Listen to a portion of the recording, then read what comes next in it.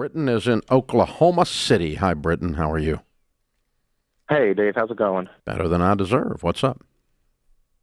So I've got a question. My parents raised me in a Dave Ramsey home where now I'm 27 years old and I don't have any debt on my house, my cars, no student debt anywhere. Man, you got to go home and kiss your parents on the lips.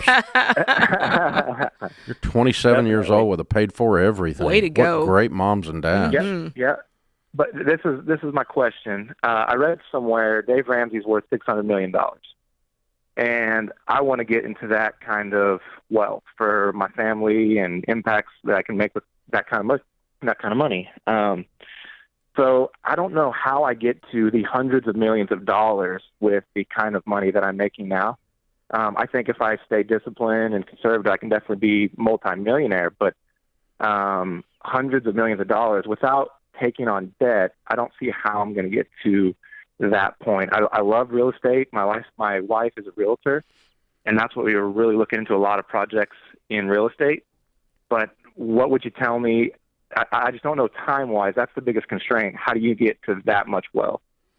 Well, I think you set intermediate goals, number one. Number one, I'm going to work a traditional plan and go for the first 5 to 20 million. And the traditional plan that we talk about here all the time will put you in that category.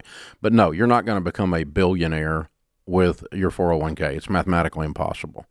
So, and what you've got to do in that case is study billionaires. For instance, you could comb through and say, okay, Forbes 400 are all billionaires now.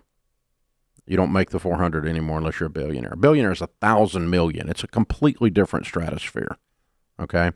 And it's a completely different discussion. But you asked, so it's a fun discussion.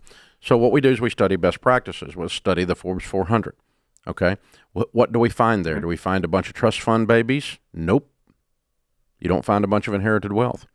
You find the Truett Cathy family at Chick-fil-A. You find David Green at Hobby Lobby. You find Oprah.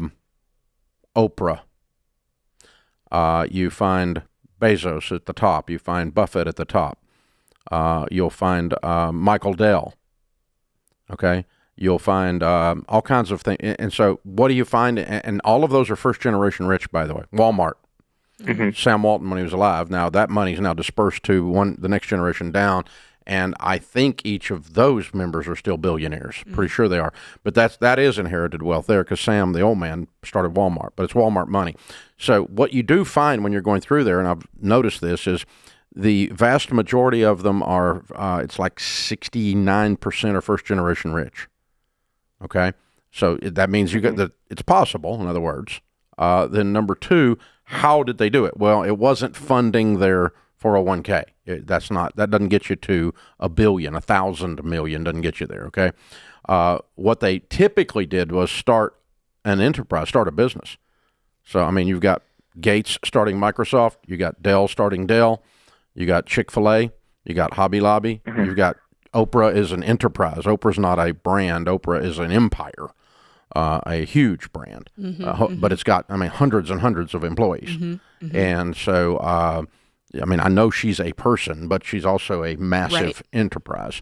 And so so each of these people, I think almost all of them started businesses and the business made them wealthy, the explosion of the business. Yeah. And or they took them public.